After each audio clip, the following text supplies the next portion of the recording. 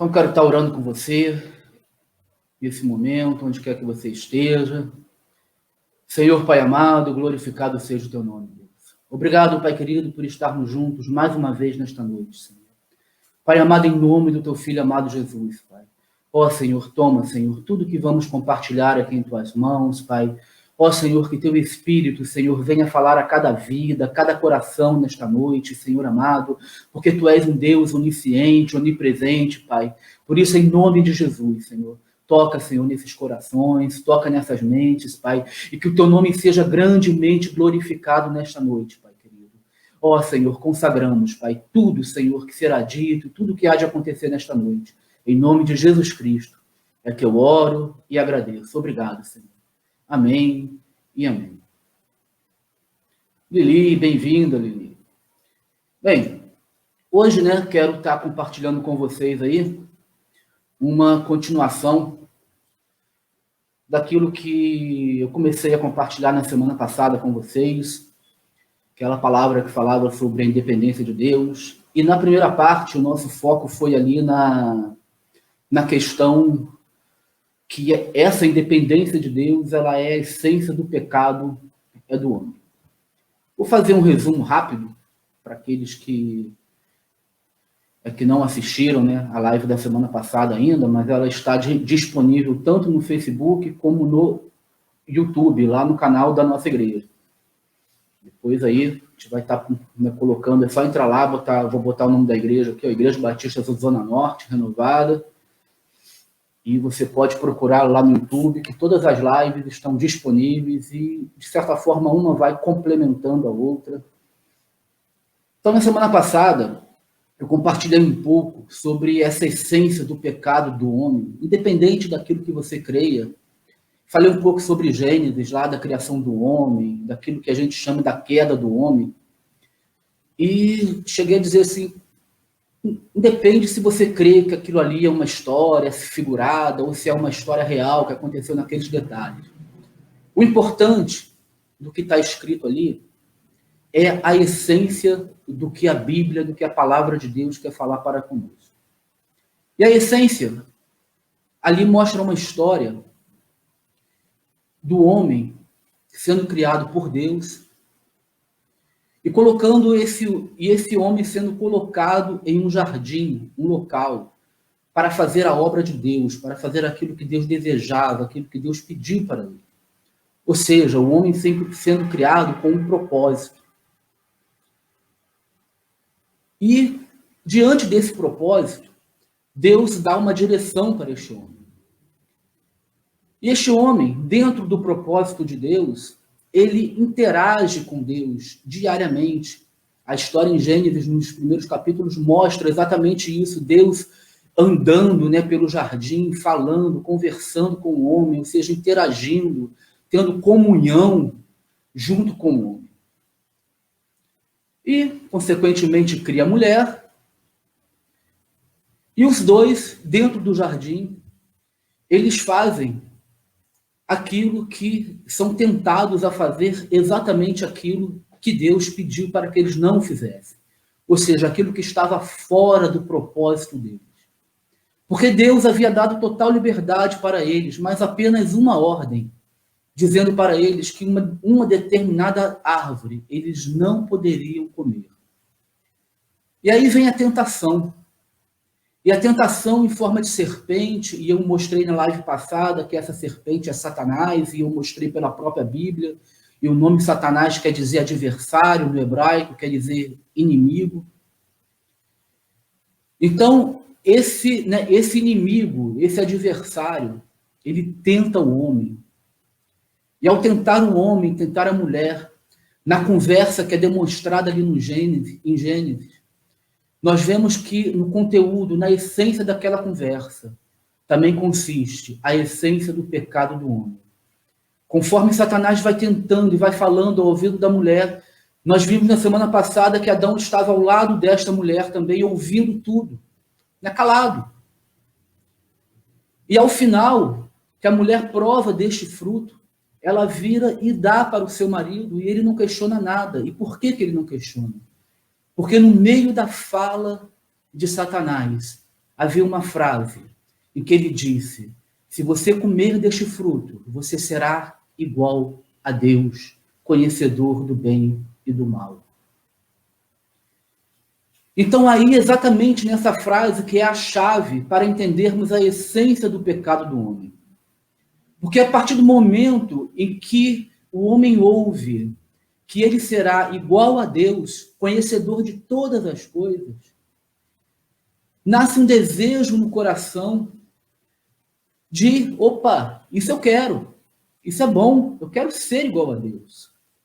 Eu não quero mais depender de Deus, porque se você é igual a Deus, você não depende de Deus. Se você se sente igual a Deus, se você se sente conhecedor de tudo, se você se sente dono de tudo, o sabichão, vamos assim dizer, você passa a não depender mais do Senhor. Você passa a não depender mais de Deus. E aí que reside exatamente a questão da independência do homem.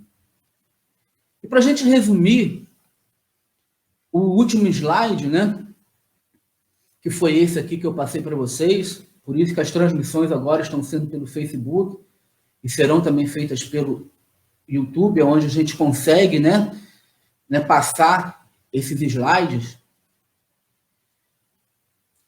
Imagina, aqui desse lado, aí do meu lado está do lado esquerdo, onde tem esses círculos, mostrando que o homem foi criado espírito, alma e corpo, esse conjunto de círculos, aonde a gente tem Deus interagindo ali com o espírito do homem, e esse espírito interagindo com a alma do homem, e a alma comandando o corpo do homem.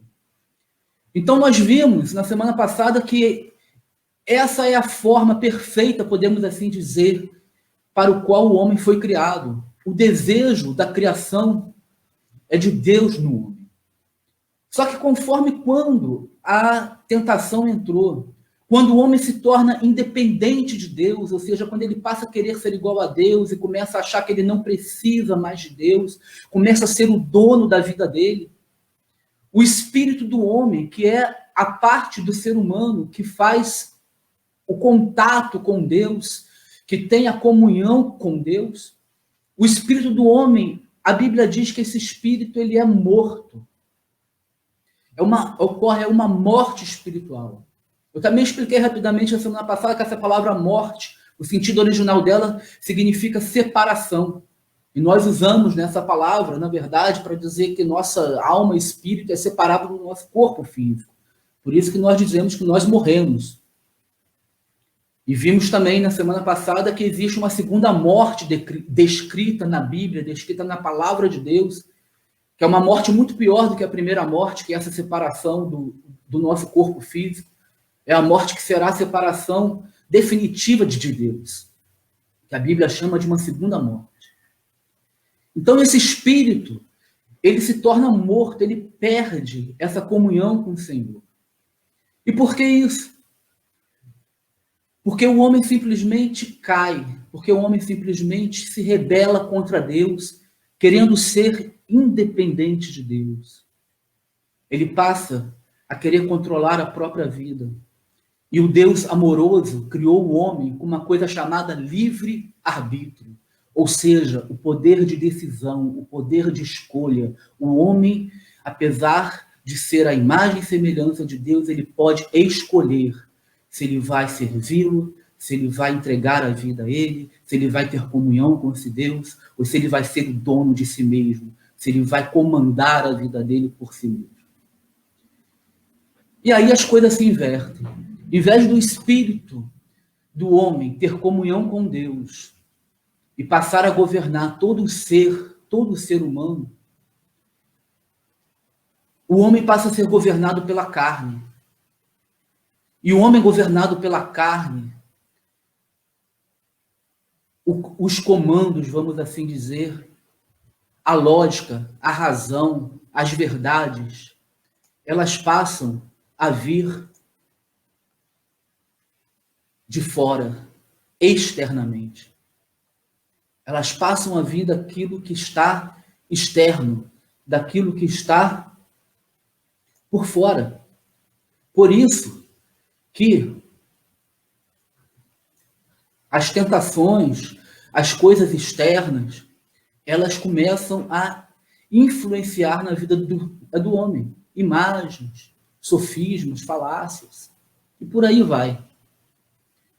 Mas o desejo de Deus é e sempre será restaurar o modelo original.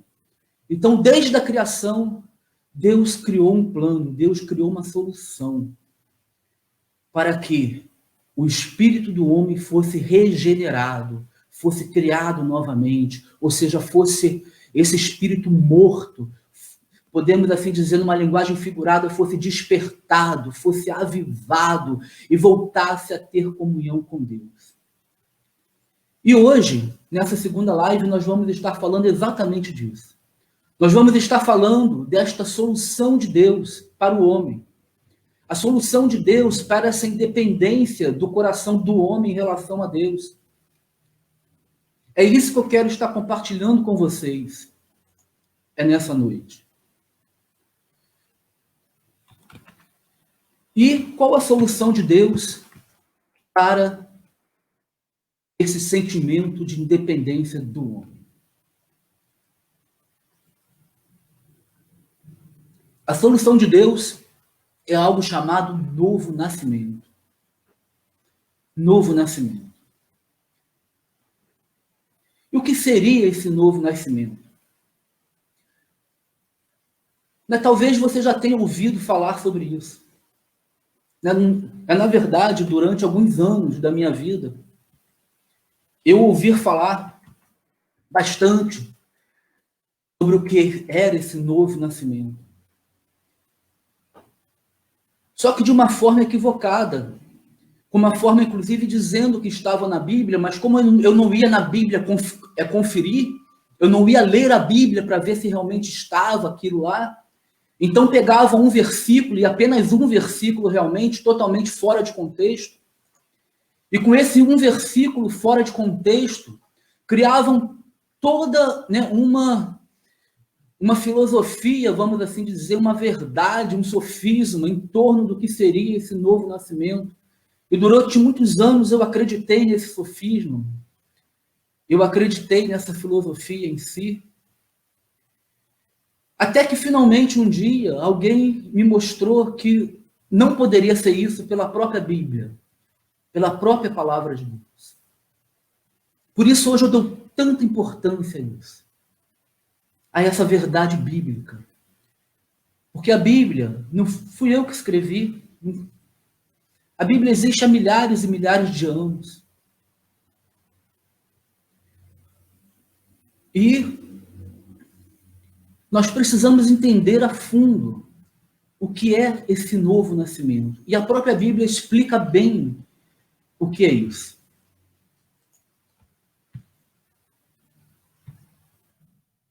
Então, essa noite eu quero estar compartilhando com você exatamente sobre isso. Só que antes de eu falar sobre o novo nascimento em si,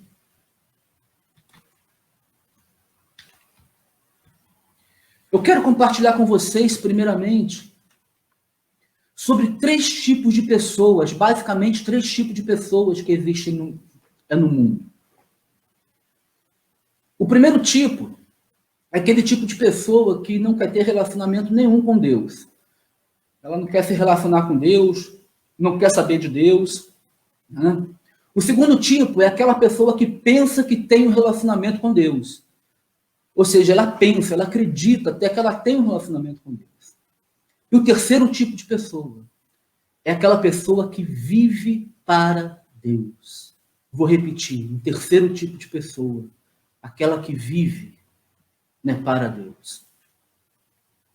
E o primeiro tipo, para cada tipo eu vou dar um nome, tá? Esse nome não é um nome científico, nem nada disso. É apenas para ilustrar melhor. O primeiro tipo é aquele tipo que a gente chama de o incrédulo. O incrédulo, na verdade, não quer dizer necessariamente que seja um ateu. Mas é simplesmente alguém que não tem interesse em Deus. E qual é o problema dessa pessoa?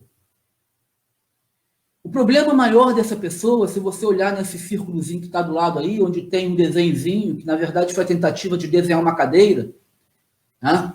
Esse círculozinho simboliza, por exemplo, o ser humano, simboliza a pessoa, né? O coração do ser humano, o coração da pessoa. E essa cadeira, né, é exatamente o centro desse coração. Então, nessa cadeira, nessa pessoa, está sentado o eu, está sentado o ego. E a cruz ali, que simboliza a Deus, que simboliza Jesus, está fora desse coração, está fora desse contexto principal da pessoa que governa a pessoa. Então esse é o problema desse incrédulo. É aquela pessoa que ela governa a sua própria vida. Ela controla e tem ciência e necessidade de controlar todas as áreas da sua vida conforme a sua própria vontade, conforme o seu próprio prazer, conforme o seu próprio desejo. Então, esse seria o problema desse incrédulo. Ele tem o eu como centro da vida dele. O ego é o centro da vida dele. Ele vive para ele mesmo. Ele vive para si mesmo. Jesus, Deus, está fora da sua vida. Está fora da sua vida. E aí entra o segundo tipo de pessoa, que é o que eu chamei aqui do religioso. O religioso. Na verdade, o religioso, ele é diferente do incrédulo. Bem diferente. O religioso é aquele que ele acredita em Deus, talvez ele leia até a Bíblia, talvez ele ore de vez em quando, reze, cante, vai às reuniões, chama até de Jesus de Senhor, diz que Jesus é o Filho de Deus. Ele não tem problema nenhum com isso. Ele não tem problema com esses conceitos de Deus, ele não tem problema com esses conceitos sobre religião. Ele não tem problema. Mas repare novamente naquele círculozinho que simboliza a pessoa e na cadeirinha que simboliza o coração da pessoa, a essência do ser. Repara que nessa pessoa ainda é o eu que continua sentado na cadeira. É o ego que continua comandando. É Jesus, Deus, está em algum lugar dentro dela, talvez na mente racional, na informação que ela tenha, num tradicionalismo que ela viva, numa tradição que ela acredite. Então, Jesus está em algum lugar dentro dela. Mas ela continua tendo o eu como centro da vida dela. Ela continua vivendo para si mesma, apesar de ser uma pessoa que podemos assim dizer religiosa, porque acredita em Deus. Até fala de Deus. Pode até dizer, não, Deus vai te dar vitória. Deus está contigo. Acredite, creia em Deus.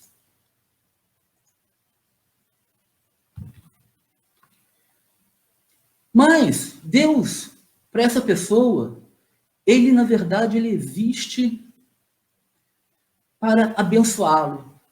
Abençoá-la, muitas vezes, no momento que ela precisa, no momento de angústia, no momento que ela está numa aflição, no momento que aquelas tentativas de controle da vida dela deram tudo errado e ela não sabe o que fazer, acaba entrando em desespero, acaba sentindo aquela dor.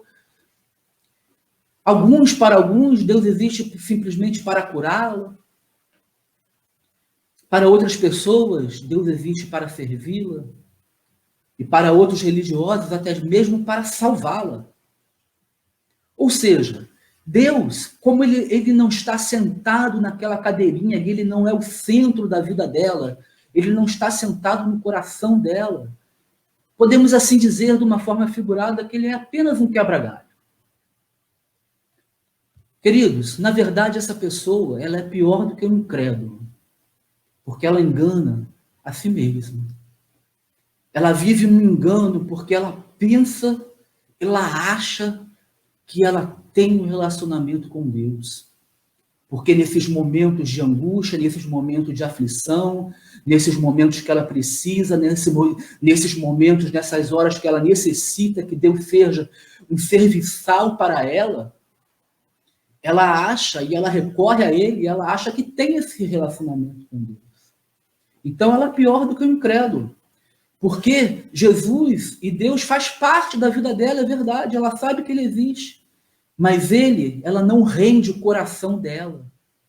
Ela não se rende, ela continua sendo uma pessoa independente de Deus. Ela continua sendo uma pessoa que quer comandar a vida dela, tomar as decisões dela sem perguntar nada para Deus. Muitos até tomam decisões e falam assim: "Oh, Senhor, me abençoa porque vai dar certo." Mas só que Deus não mandou ele fazer aquilo. E ele vai lá e faz. Aí depois dá errado, ele não sabe por quê. Oh, por que deu errado?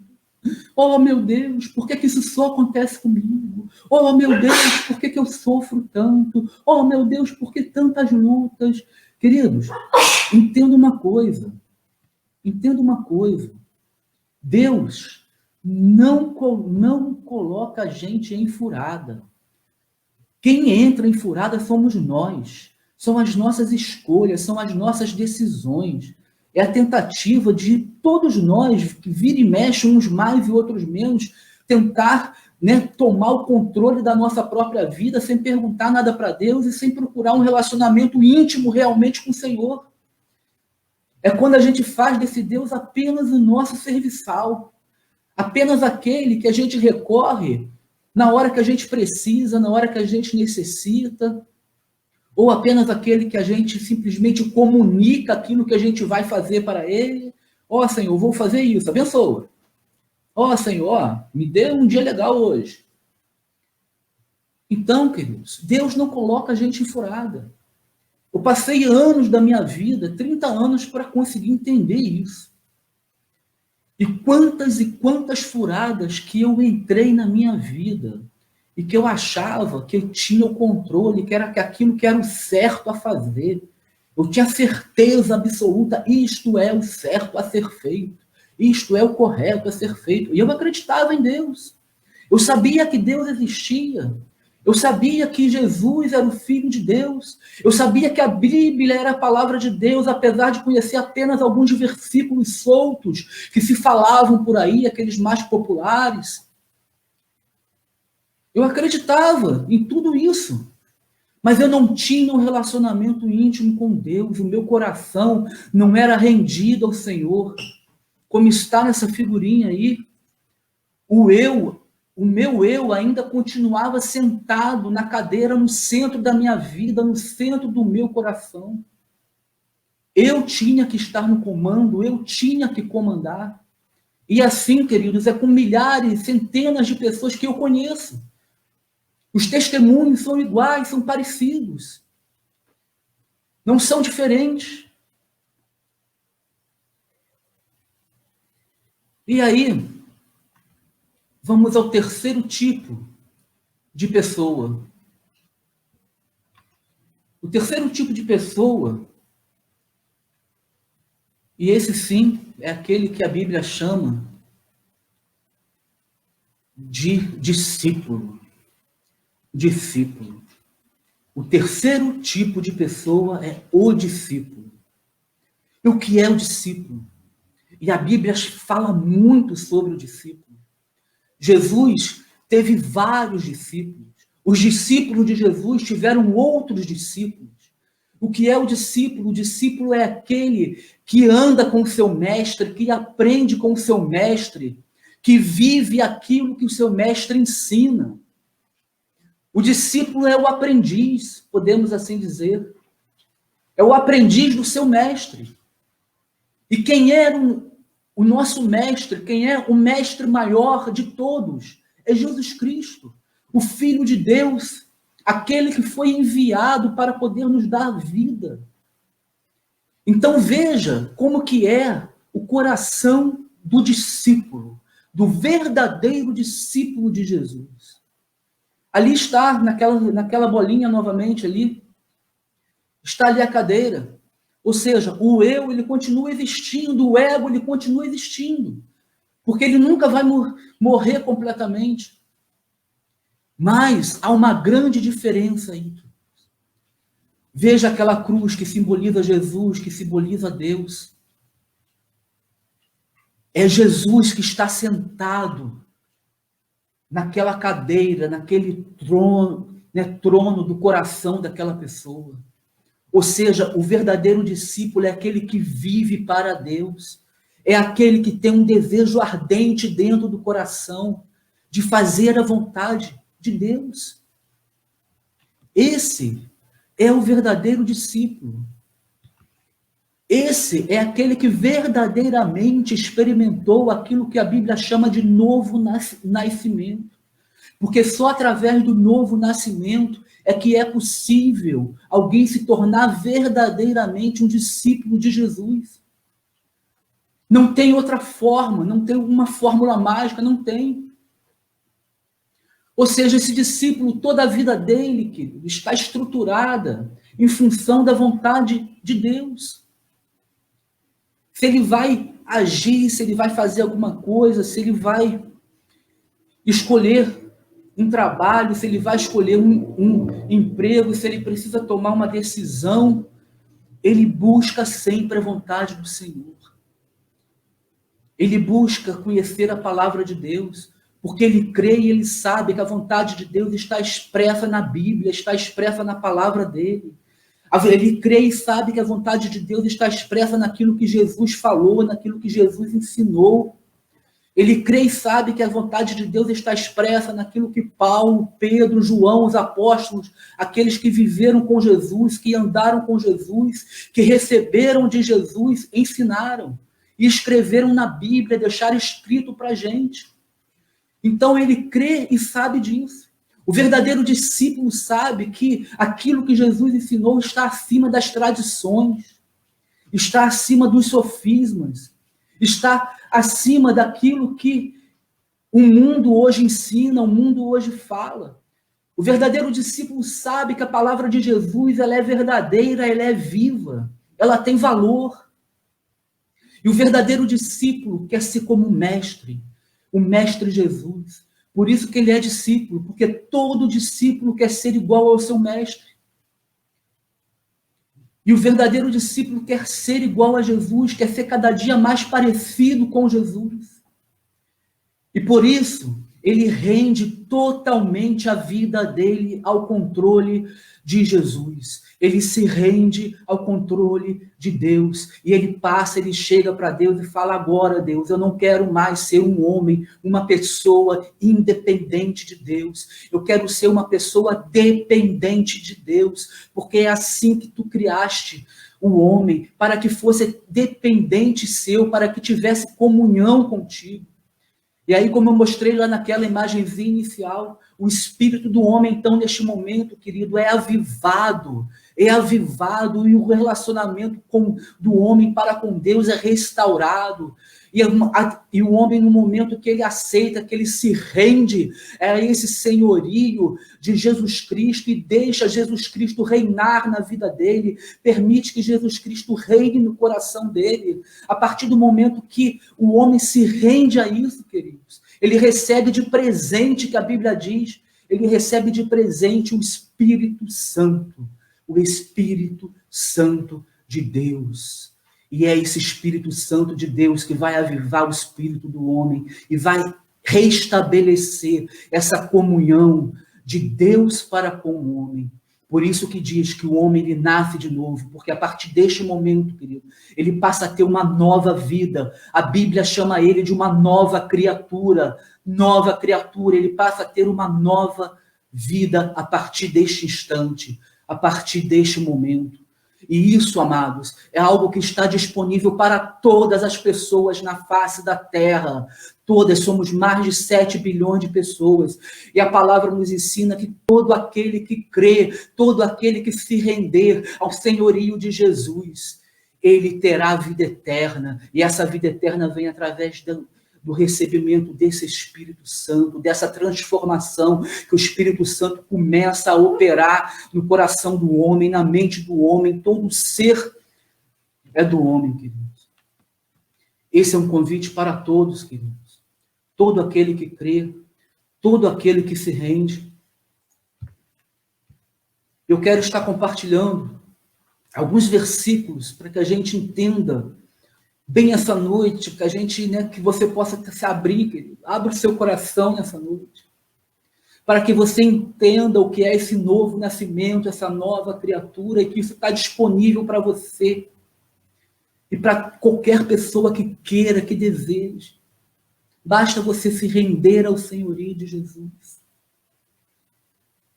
No Evangelho de João, no capítulo 3, do verso 1 até o verso 8, tem uma história muito interessante. E que alguns distorcem essa história porque somente leem essa história, mas mesmo somente lendo essa história, tem que ter muita imaginação para distorcer essa história.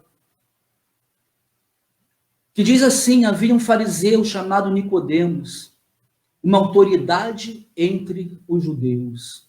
Fariseu era o religioso daquela época. O fariseu, vou repetir, era o religioso daquela época.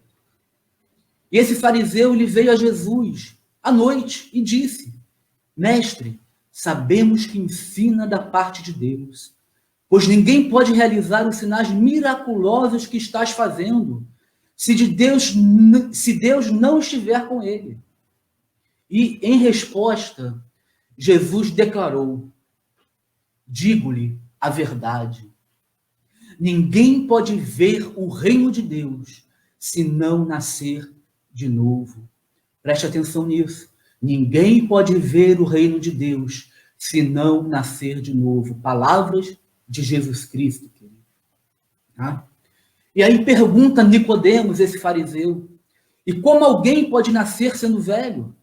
É claro que não pode entrar segunda vez no ventre da sua mãe e renascer.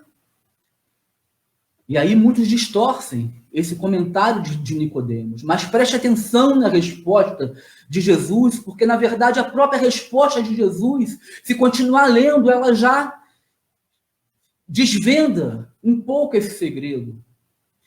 Respondeu Jesus: digo-lhe a verdade, ninguém pode entrar no reino de Deus. Preste atenção agora, Jesus primeiro diz ver o reino, e depois ele diz entrar no reino de Deus, se não nascer da água e do Espírito. E repare que na Bíblia essa palavra Espírito está em letra maiúscula, se referindo ao Espírito Santo de Deus. E aí continua: aquele que nasce da carne é carne, ou seja, aquele que nasce do corpo, aquele que nasce da maneira natural, aquele que nasce do ventre. Mas aquele que nasce do Espírito, novamente, o Espírito com letra maiúscula, é Espírito. Ou seja, aquele que nasce do Espírito de Deus, ele é Espírito. E por que Jesus fala isso, queridos? Porque aquele que nasce da carne, aquele que nasce do ventre, aquele que nasce da carnalidade, tá? Das pessoas que é independente de Deus, ele continua vivendo na carne, ele continua sendo independente de Deus. Mas aquele que nasce do Espírito de Deus, ele passa a ser espírito, ou seja, o espírito que passa a controlar ele.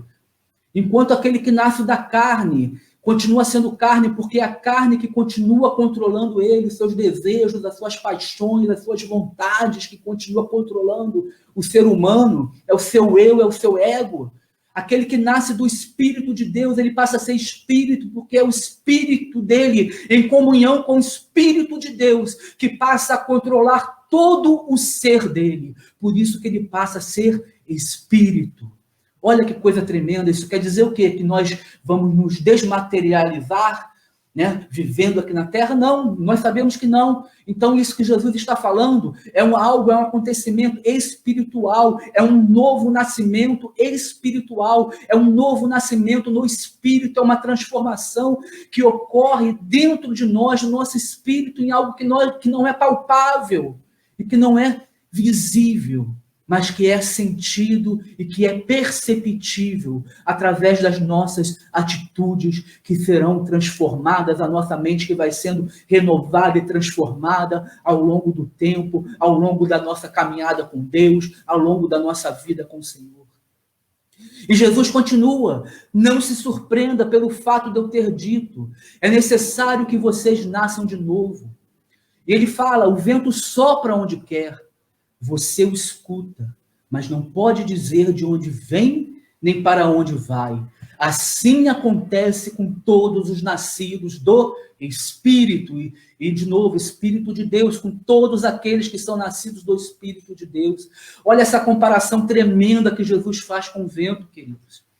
Ele diz que o vento sopra para onde quer, e não se sabe para onde vai, e assim acontece com todo ser humano, com toda pessoa que se rende ao senhorio de Jesus e nasce novamente, e recebe esse novo nascimento. Ou seja, porque o Espírito de Deus passa a controlar a vida dela, queridos, e é o Espírito de Deus que passa a conduzi-la, muitas vezes, para lugares e para coisas que ela nunca pensou, nem nunca imaginou, assim como o vento. Assim como o vento. Assim como o vento não sabe para onde vai, assim passa a ser a pessoa guiada pelo Espírito de Deus, porque ela confia totalmente em Deus, ela confia totalmente no Senhor, ela confia totalmente na direção do Espírito Santo, e ela não tem medo de deixar Deus guiar a vida dela. Ela não precisa mais estar no controle, porque ela sabe que o Espírito Santo estando no controle é muito melhor, é muito mais seguro. E ela sente essa segurança, porque ela confia em Deus, ela tem fé em Deus, ela tem fé em Jesus. E outros versículos, Romanos 6,11, Paulo falando: da mesma forma, considerem-se mortos para o pecado, mas vivos para Deus em Cristo Jesus. Mais uma vez, falando da questão morte para o pecado, é morte espiritual, é a morte espiritual, ou seja, somente o homem nascido de novo pode se considerar morto para o pecado, ou seja, você morre para o pecado no novo nascimento, recebe o Espírito de Deus e você vive, passa a viver para Deus em Jesus Cristo. Gálatas 2:20, olha que coisa tremenda, queridos. Oh, que maravilha, como é maravilhosa essa palavra, queridos. Olha o que diz Gálatas 2:20, Paulo falando, olha o ponto que chega a transformação de um ser humano. Paulo era um homem pecador, Paulo era um homem, a Bíblia mostra, Paulo antes dele andar com Jesus, antes dele conhecer a Jesus, a Bíblia conta a história de Paulo, e Paulo era um homem pecador, Paulo era um homem assassino, queridos, assassino, matou cristão, matou pessoas, perseguiu, colocou na cadeia, torturou, bateu, tratou mal, e ele fazia isso por causa da religiosidade que ele tinha, porque ele era judeu. E aí ele teve um encontro com Jesus, ele teve um encontro com Cristo, e a partir dali a vida dele começou a ser transformada dia a dia, ao ponto dele chegar nesse versículo aqui de Gálatas 2:20 e dizer assim, fui crucificado com Cristo. Assim já não sou eu quem vive, mas Cristo vive em mim. Oh, que maravilha! Imaginou alguém poder chegar nesse ponto e dizer que Cristo vive nele? Queridos, Paulo era um homem comum como eu e você. Isso está disponível para todo mundo, todas as pessoas que creem.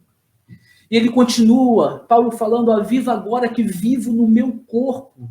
Eu vivo pela fé no Filho de Deus, que me amou e que se entregou por mim, ou seja, que deu a vida por ele. Vida de cruz, morte. Olha que coisa maravilhosa, como é maravilhoso nascer de novo, como é maravilhoso, permitir que o Espírito transforme a nossa vida, a nossa mente, o nosso coração. Olha outro versículo, 2 Coríntios 5,17, que diz: portanto, se alguém está em Cristo, é nova criação. Algumas versões diz, é nova criatura. As coisas antigas já passaram, e eis que surgiram coisas novas.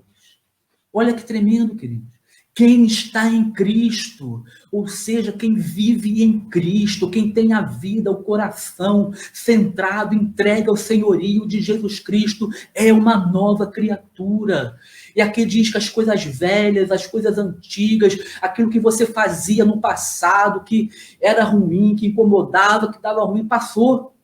E surgem coisas novas, e essas coisas novas são coisas boas, porque elas são conduzidas e direcionadas pelo Espírito de Deus, queridos. Outra passagem, Pedro, apóstolo Pedro falando em sua carta. Olha que tremendo no primeiro capítulo, no verso 3 e 4. Bendito seja o Deus e Pai de nosso Senhor Jesus Cristo. Conforme a sua grande misericórdia, ele nos regenerou para uma esperança viva, por meio da ressurreição de Jesus, Cristo dentre os mortos, para uma herança que jamais poderá perecer, macular-se ou perder o seu valor, herança guardada nos céus para vocês. Preste atenção, queridos, na palavra lá no início, quando diz assim, ó, que ele nos regenerou para uma esperança. Regenerar. A palavra regenerar é gerar novamente, ser gerado de novo. E é exatamente com aquilo tudo que nós já falamos anteriormente. Ou seja, o seu espírito ele é avivado. Você nasce novamente, você é regenerado, ou seja, a sua comunhão com Deus é restabelecida, e a partir deste momento você passa a ser uma nova criatura, uma nova pessoa. Por isso que Pedro fala aqui que nós fomos regenerados, gerados de novo, para uma esperança viva, viva por meio da ressurreição de Jesus dentre os mortos. Porque é crendo, é se rendendo a esse Jesus Cristo que foi morto, que ressuscitou para que a gente pudesse ter vida, que a nossa vida comece a ser transformada, queridos. Depois, no verso 23 desse mesmo capítulo, Pedro também diz assim, ó, vocês foram regenerados, mais uma vez, ó, não de uma semente perecível, mas imperecível, por meio da palavra de Deus viva e permanente. Olha que coisa tremenda, ou seja, vocês foram gerados novamente, vocês nasceram de novo, não por uma semente perecível, não por uma semente de homens, não por uma semente de pecados, mas por uma semente imperecível. Por que essa semente é imperecível, queridos? Porque ela vem do próprio Deus. Ela vem do próprio Deus, ela é dada pelo Espírito Santo, que vai avivando a palavra de Deus dentro do nosso coração, a cada dia, a cada momento, a cada instante. Por isso que essa semente é imperecível. E esse homem, essa nova criatura, regenerado por essa semente imperecível, ele vai sendo transformado todos os dias. Dia após dia, ele vai se tornando cada vez mais um discípulo, cada vez mais parecido com Jesus, conforme ele vai se rendendo, ele vai lendo essa palavra, o Espírito Santo vai avivando a palavra no coração dele, a palavra vai limpando ele, conforme a própria palavra ensina, vai transformando a mente, vai renovando, e ele vai orando ao Senhor, vai tendo intimidade, ele passa a ter verdadeiramente um relacionamento com Deus. Deus deixa de ser para ele um serviçal, Deus deixa de ser para ele alguém que simplesmente está ali para socorrê-lo na hora que ele precisa, na hora que ele necessita, e Deus passa a ser uma pessoa ativa na vida dele, ativa todos os dias, 24 horas por dia, 7 dias por semana, todos os momentos, todos os instantes. Deus passa a ser uma pessoa ativa em todo o tempo na vida dessa pessoa, porque ele sente essa presença através da intimidade que ele está buscando com o Senhor, através do Espírito Santo que passou a habitar na vida dele, ele sente essa presença, e podemos assim dizer numa linguagem figurada, que essa presença vai ficando cada vez mais palpável para esse discípulo, esse verdadeiro discípulo de Deus, esse que se torna e que se rende ao senhorio de Jesus Cristo e tem o desejo de se tornar totalmente dependente de Deus. Efésios 2, 4, 5, continuando, todavia Deus, que é rico em misericórdia, pelo grande amor que nos amou, deu-nos a vida com Cristo, quando ainda estávamos mortos nas nossas transgressões. Pela graça vocês são salvos. Paulo falando aqui, para o povo de Éfeso.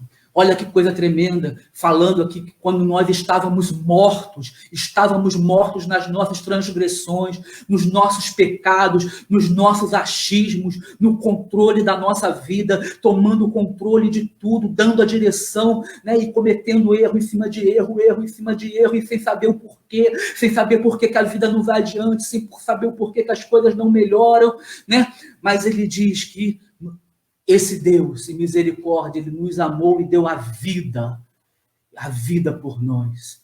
E por essa graça nós somos salvos. Eu já falei, né, na live passada, em outras lives, que a salvação vem pela graça. A salvação vem pela graça de Deus através da fé, mediante a fé. Não vem de obras, queridos. Não é através de obras. Não adianta, eu já falei em outras lives. Se você não viu, assista lá no canal do YouTube.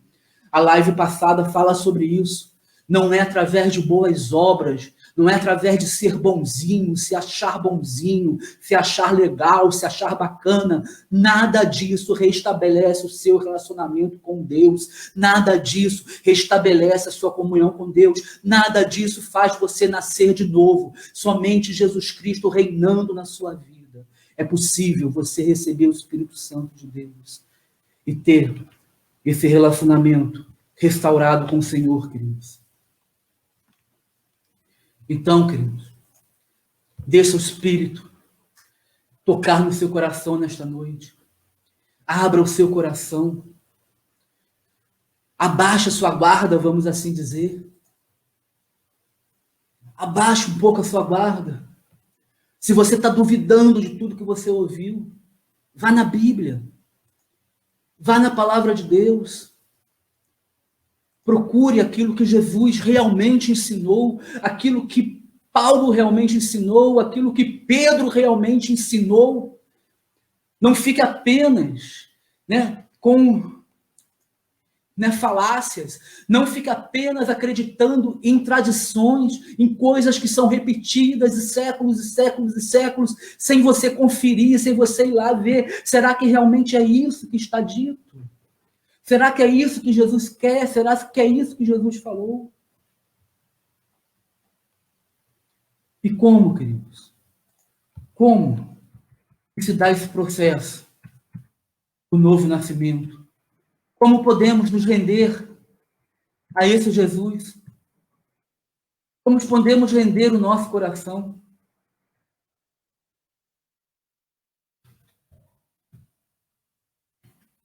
Aqui mostrando esse slide, também para a gente concluir esse pedaço. De um lado, onde tem essa árvore que eu falei na live passada, que são as coisas que acabam acontecendo quando a gente vai tentando controlar a nossa vida, dar solução para tudo. E desse lado aqui, nós temos basicamente dois tipos de pessoa, que é o incrédulo, que eu já expliquei nessa live de hoje, e o religioso, que eu também expliquei nessa live de hoje. Mas existe uma cruz, existe um caminho criado por Deus para o novo nascimento. E essa cruz, ela nos leva para o outro lado, que é o lado da dependência de Deus. Ou seja, de um lado da cruz onde tem a árvore, a pessoa é independente de Deus. Ela pertence a um reino que a Bíblia chama, que nós falamos na live passada, que é o império das trevas. É o homem que é independente de Deus e está dessa forma separado da comunhão com Deus. Mas através da cruz em Jesus, a Bíblia nos ensina que nós passamos para um outro reino, chamado Reino de Deus. E nesse Reino de Deus, só há uma forma de permanecer nele, sendo dependente de Deus, sendo discípulo verdadeiro de Deus, de Jesus. E isso se dá através dessas chaves que estão aqui em cima, que chega ao novo nascimento. Nesse gráfico, o resumo mostra aqui, que se chama arrependimento, fé e um novo nascimento.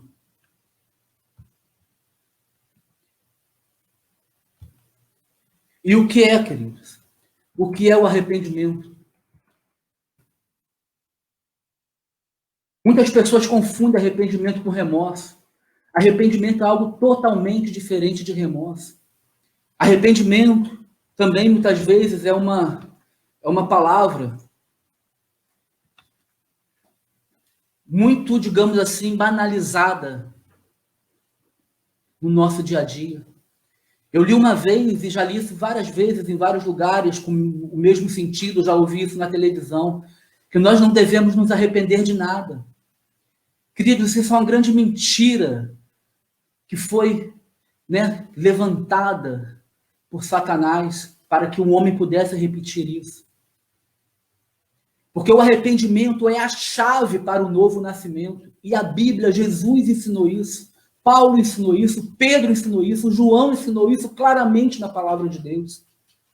E a palavra grega para arrependimento é a palavra metanoia.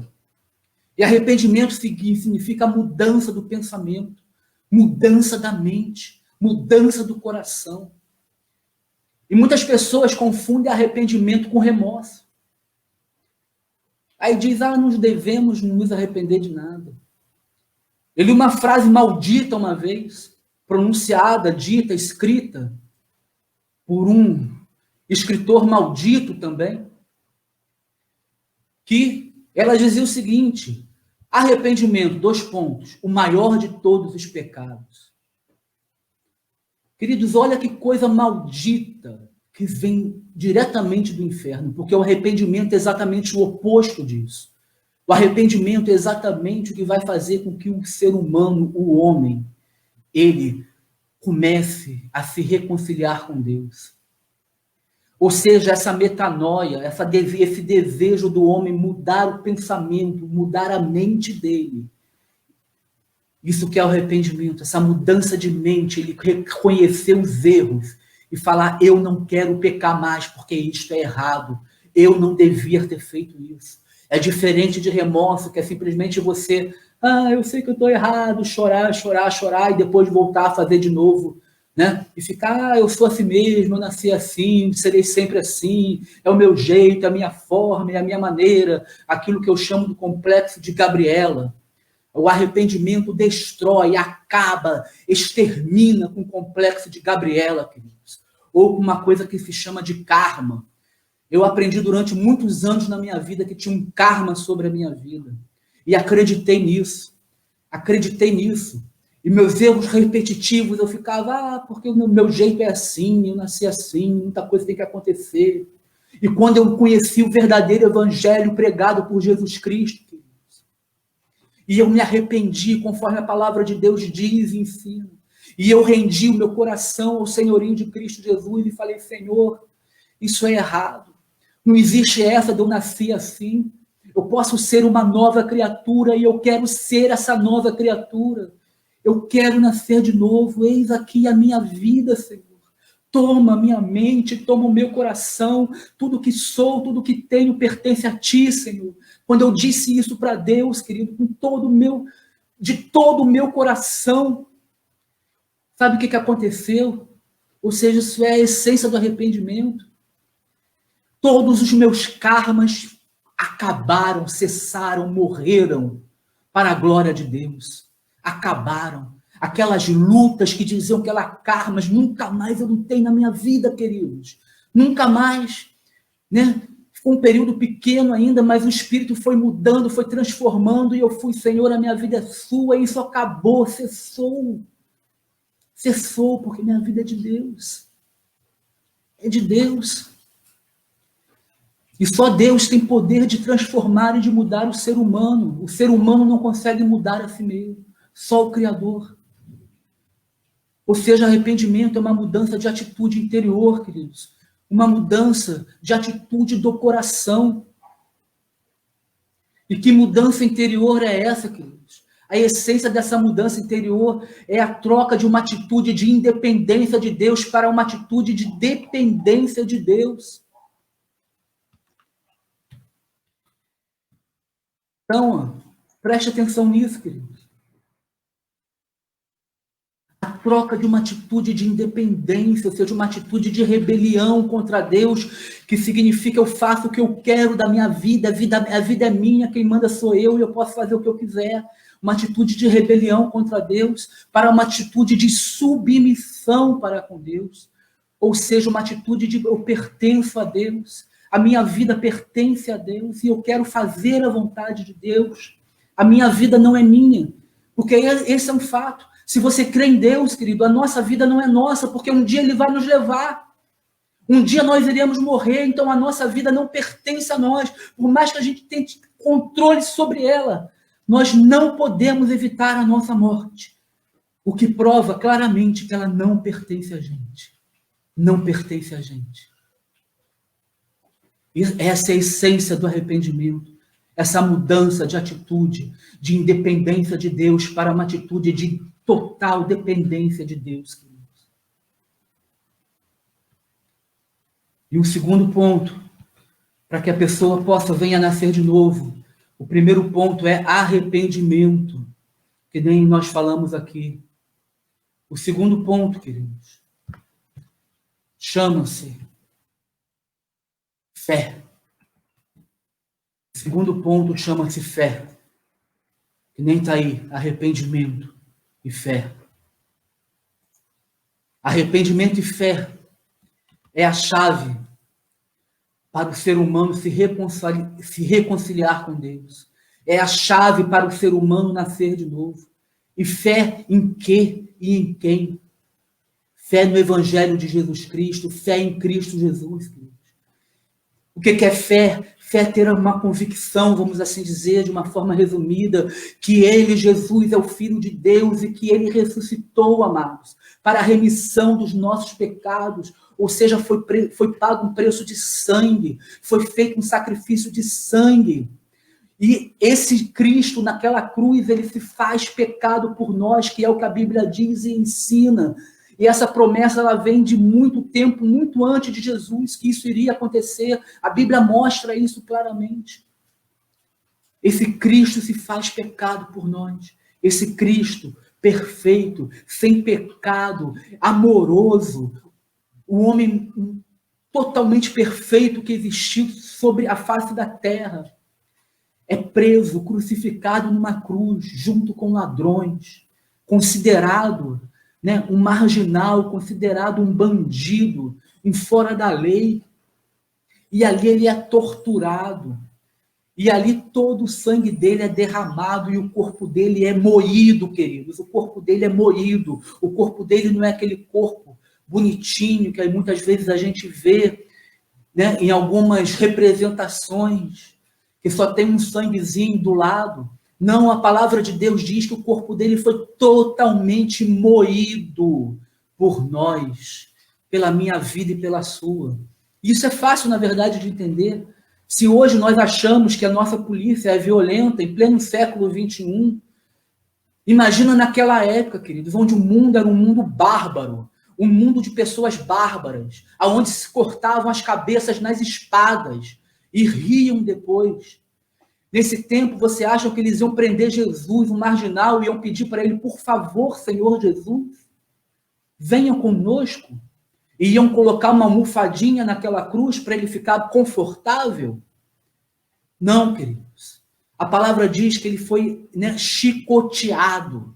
Chicoteado. E o chicote daquela época não era um chicote que nem um chicote dos escravos, que nós já achamos um verdadeiro absurdo na nossa história. Era um chicote muito pior, porque nesse chicote haviam lâminas que cortavam a carne, cortavam a pele, e isso fez com que o corpo do nosso Senhor Jesus fosse totalmente moído, e todo o sangue dele fosse derramado, até que ele foi transpassado por uma espada, querido. Então é a fé nesse Jesus, é a gente se render através dessa fé, de crer, Senhor, obrigado, Jesus, obrigado, Deus, porque Tu enviaste Teu Filho para me salvar, para me dar vida através da ressurreição dele. E eu creio que esse Jesus, que esse Teu Filho amoroso, morreu numa cruz e ressuscitou para que eu pudesse ter vida, para que eu pudesse nascer de novo. Por isso eu me rendo nesta noite, ó Deus.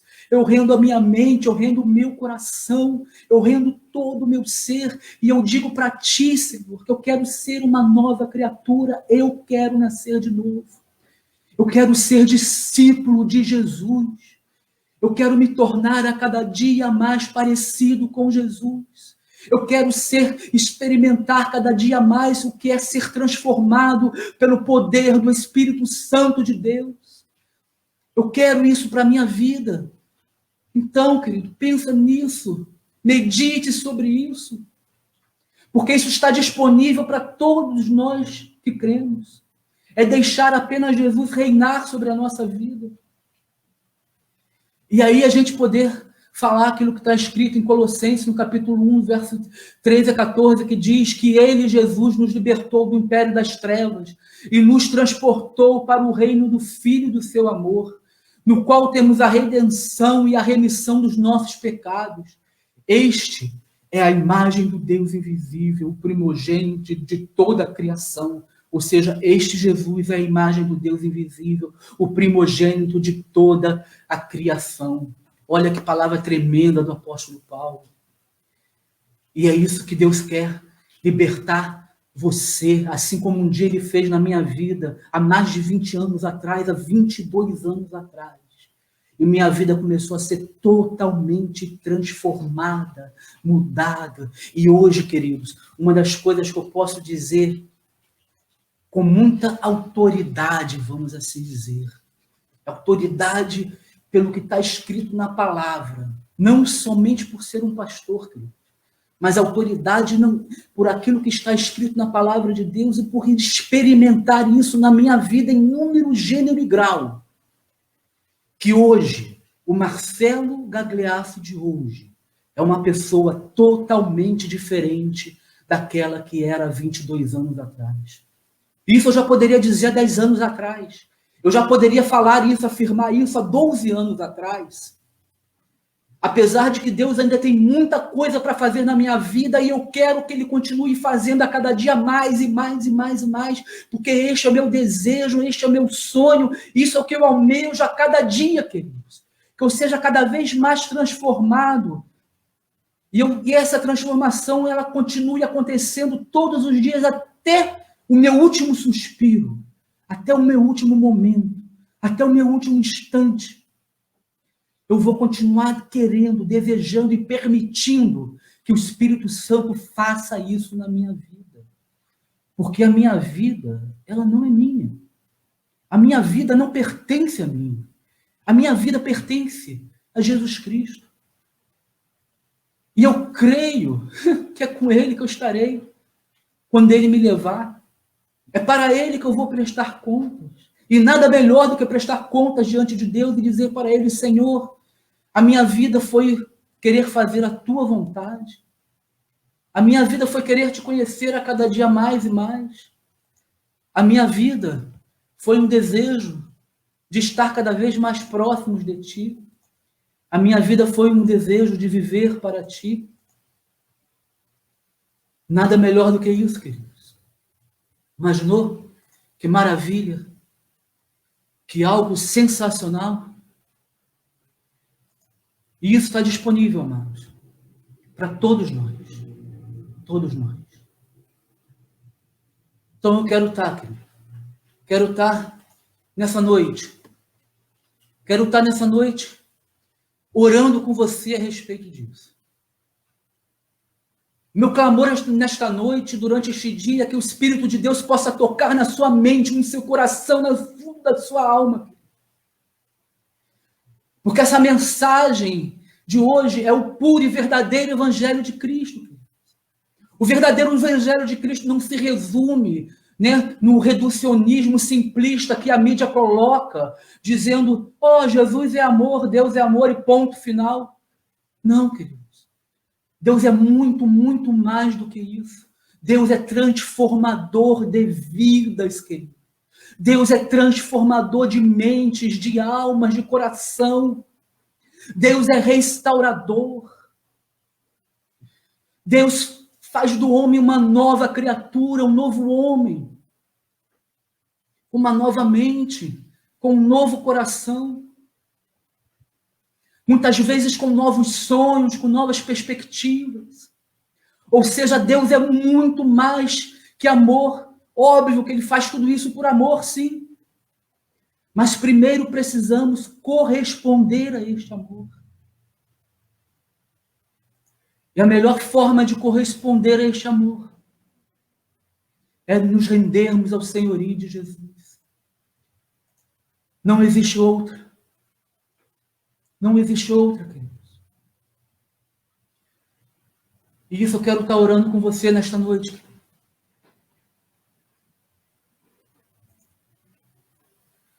Feche seus olhos. Pare para pensar, pare para refletir nesse momento, nesse instante. Tudo que você ouviu, cada versículo bíblico que foi lido aqui, e existem muitos e muitos outros versículos que falam sobre a nova criatura, sobre o nascer de novo, sobre esse novo homem, esse poder de Deus transformador e restaurador dessa comunhão do homem para com ele. Então pare para pensar. O que é que você quer da sua vida? Eu te pergunto nessa noite. Você está vivendo realmente uma vida, podemos assim dizer, tranquila? Tranquila no sentido de ter paz? Porque uma das promessas que Deus dá para a gente, apesar dele falar que no mundo nós teremos aflições, mas o mesmo Jesus diz que ele nos dará a verdadeira paz. E a verdadeira paz, eu já falei sobre isso em outras lives, é independente das nossas aflições, é independente das circunstâncias que estão ao nosso redor, é independente do que fazem para a gente, é independente de qualquer coisa. Esta é a verdadeira paz. E você está vivendo hoje esta verdadeira paz na sua vida, querido? Você tem vivido isso? Você sonha com isso? Você sonha com uma vida onde Deus possa te direcionar? Onde Deus possa estar em comunhão com você 24 horas por dia, 7 dias por semana? Onde Ele seja uma pessoa ativa na sua vida todos os dias e não apenas alguém que vem te socorrer na hora da aflição? Você sonha com isso? O que você quer? O que você deseja para você?